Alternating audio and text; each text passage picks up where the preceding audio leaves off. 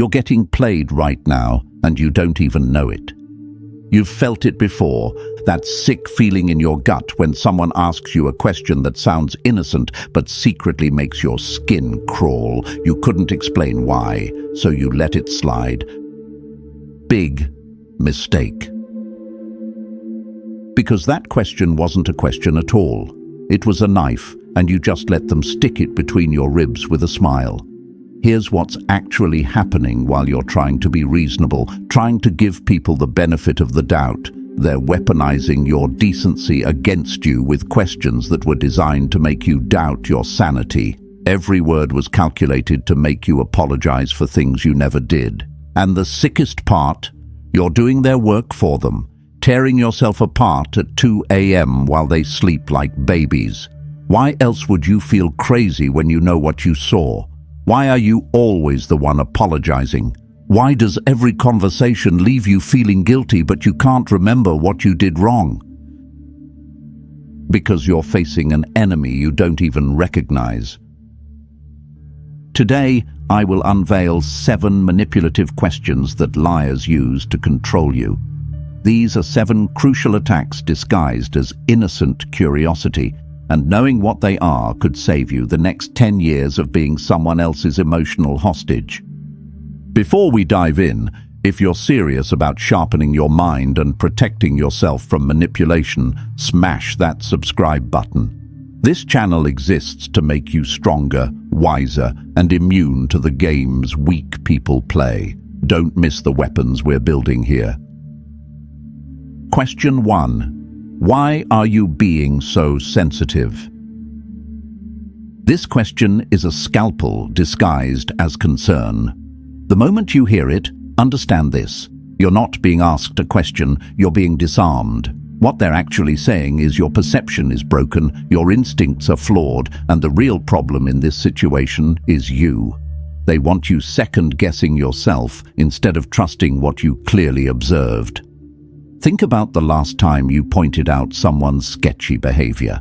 Maybe your partner suddenly became protective of their phone. Maybe your business partner dodged a simple question about finances. You raised it calmly and boom, why are you being so sensitive? Now you're defending your sanity instead of investigating their lies. Seneca understood this perfectly.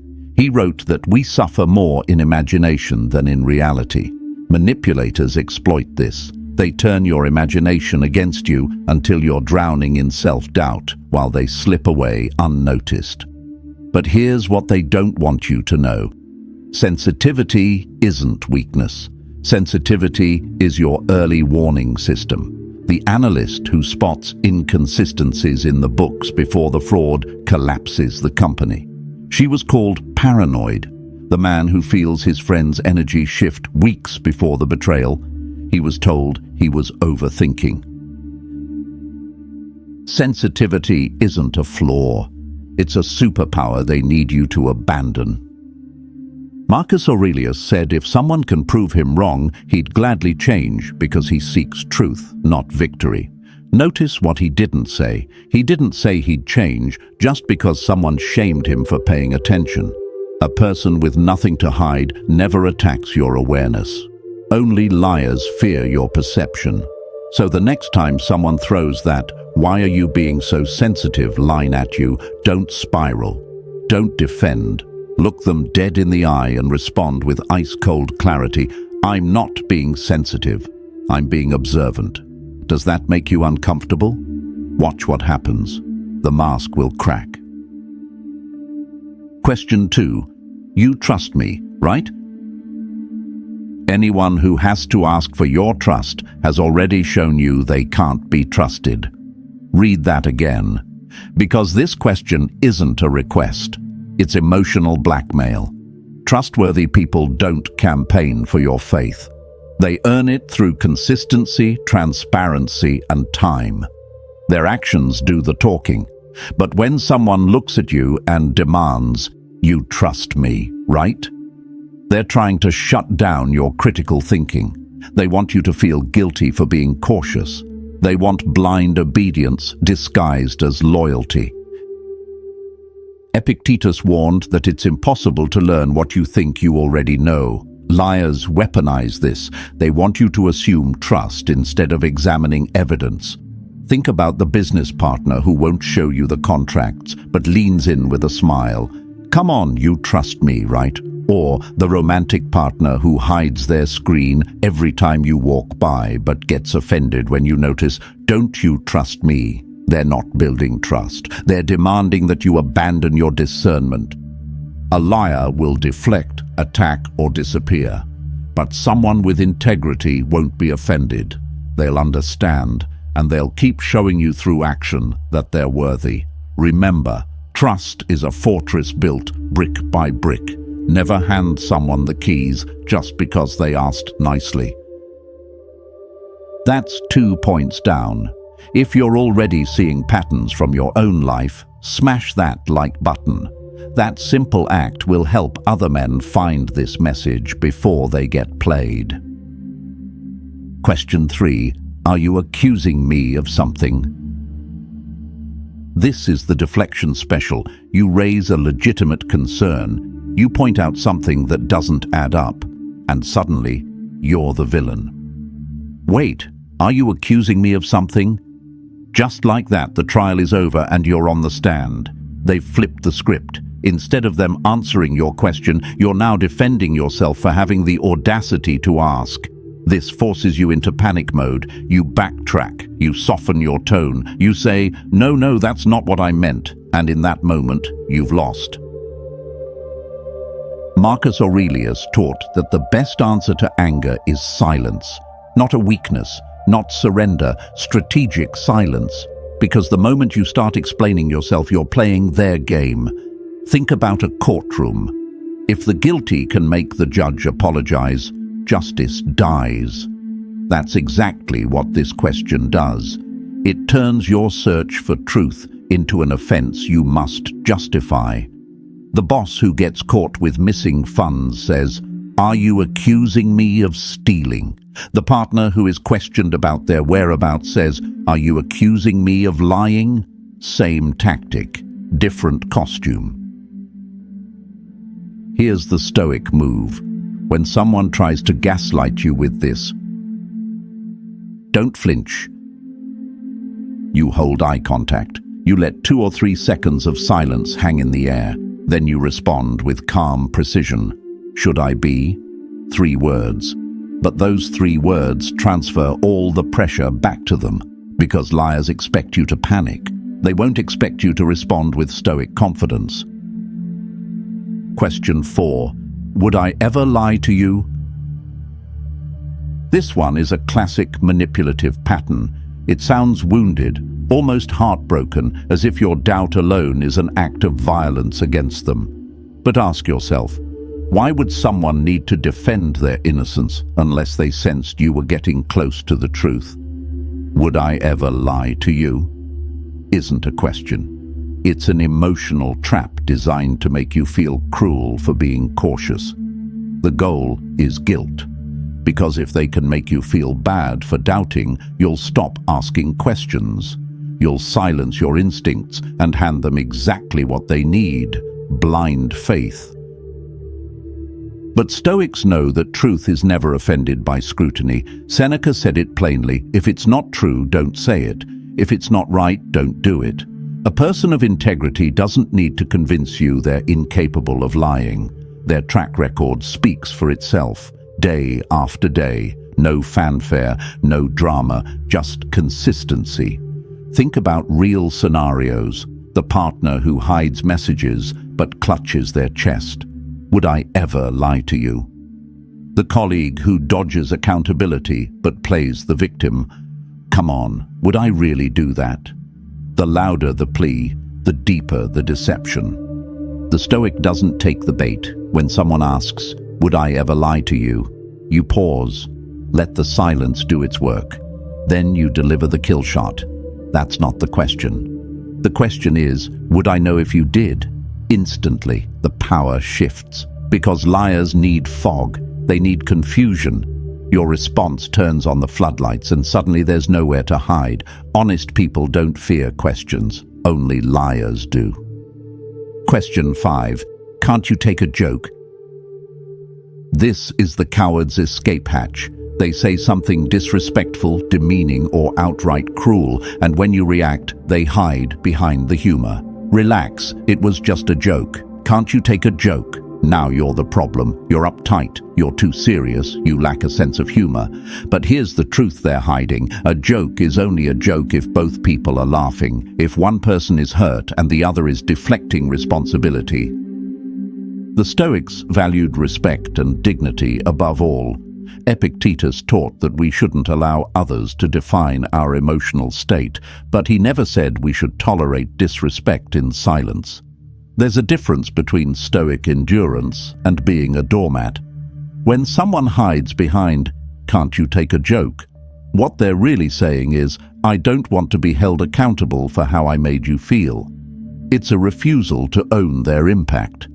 Think about the co-worker who mocks you in meetings, then laughs it off. The friend who makes cutting remarks about your relationship, your weight, your income, then acts shocked when you're bothered. Here's the Stoic response. If it was a joke, why am I the only one not laughing? Short, direct, unanswerable. You're not attacking them, you're simply pointing out reality. A genuine joke unites. A disguised insult divides. And when someone repeatedly uses humor as a weapon, you don't owe them another chance. You walk away with your dignity intact. Remember, protecting your peace isn't sensitivity, it's wisdom. Question 6. Don't you think you're overreacting? This is the second cousin of "Why are you being so sensitive?" But with a different edge. This question doesn't just attack your perception, it attacks the validity of your response. You're not just wrong for noticing, you're wrong for caring. "Don't you think you're overreacting?" is designed to make you shrink, to make you question whether your anger, disappointment, or concern is even justified. They want you regulating your emotions based on their comfort, not your reality. Marcus Aurelius wrote, "You have power over your mind, not outside events. Realize this, and you will find strength." The manipulator knows this too. They want to control your mind by convincing you that your emotional response is the problem, not their behavior. Think about the partner who cancels plans for the third time this month, and when you express frustration, they sigh. "Don't you think you're overreacting?" It's not that big a deal. Or the boss who keeps assigning you extra work without extra pay, then acts confused when you push back, as though your complaints are pointless. Here's what they're doing: normalizing their misbehavior by abnormalizing your healthy boundaries. The Stoic sees through this instantly. When someone asks, "Don't you think you're overreacting?" you respond with calm certainty. My reaction is proportional to being disrespected. If that makes you uncomfortable, perhaps you should reconsider your actions. You're not defending your feelings, you're stating facts. Your reaction is data. If they don't like the data, they need to change the input. A person who respects you will never try to minimize your valid concerns. Only someone who wants to keep disrespecting you will. We're at 6, one more to go. If this is opening your eyes to games you didn't even know you were trapped in, smash that like button. You are making a conscious decision to see more content that will help you protect yourself from wild manipulators. Question 7. Why do you always bring up the past? This is the manipulator's amnesia move. You reference a pattern. You point out that this isn't the first time they've lied, betrayed, or let you down. And suddenly, you're the bad guy for having a memory. Why do you always bring up the past? Can't we just move forward? On the surface, it sounds like growth, like maturity. But strip away the performance, and here's what it really means. I want you to forget my track record so I can keep repeating the same behavior without consequences. The past isn't irrelevant. The past is evidence. Seneca wrote, "If it is not true, do not say it. If it is not right, do not do it. Notice he never added, unless enough time has passed. For the Stoic, truth has no expiration date. When someone tries to erase their history, they're trying to erase accountability. Think about the repeat cheater who begs for another chance. Why do you keep bringing up what I did 2 months ago? Or the friend who constantly flakes, borrows money, and never pays it back, then acts offended when you hesitate to trust them. Why are you stuck in the past? They're not asking you to move forward. They're asking you to develop selective amnesia so they can exploit you again. The Stoic response is devastatingly simple. I bring up the past because patterns predict the future. Show me the pattern has changed and I'll stop referencing it. You're not being petty, you're being wise. Fool me once, shame on you. Fool me twice, shame on me, because I ignored the data. The Stoics built their entire philosophy on learning from experience. Only a naive person ignores history, and only a manipulator demands that you do. Here's the common thread through all 7 questions. Liars need your emotions to override your logic. They need you guilty, confused, defensive, or exhausted. Because when you're emotionally hijacked, you stop thinking clearly. You stop asking questions. You stop trusting your gut. But this is where Stoicism becomes your armor. Epictetus taught the fundamental principle: some things are in our control, others are not. When you internalize this distinction, manipulation loses its power. Their guilt trips and gaslighting tactics don't move you anymore because the Stoic doesn't panic or get defensive. He observes. He breathes. He chooses his response like a master swordsman choosing the precise moment to strike. You now know the 7 questions liars use to manipulate. Each one is a trap. But you're no longer prey. You're the predator. The Stoic doesn't need to shout or fight dirty. He simply sees clearly, speaks truth calmly, and lets the liar expose themselves. Seneca, Epictetus, Marcus Aurelius all understood the same reality. The person who sees clearly is dangerous, not because he's violent, but because seeing clearly gives him exclusive knowledge, and that knowledge is power. You're not cruel for having standards. You're not harsh for demanding truth. You're not weak for spotting deception. You're awake. And in a world full of sleepwalkers and liars, the awake are feared. So choose clarity over comfort. Choose reason over reaction. Walk through life as a Stoic warrior, calm, observant, unshakable. If this video enlightened you with a fresh perspective, smash that like button, subscribe to this channel, and share this with someone who needs their eyes opened. Drop 3 words in the comments. I choose clarity. That's your declaration. Now go live it.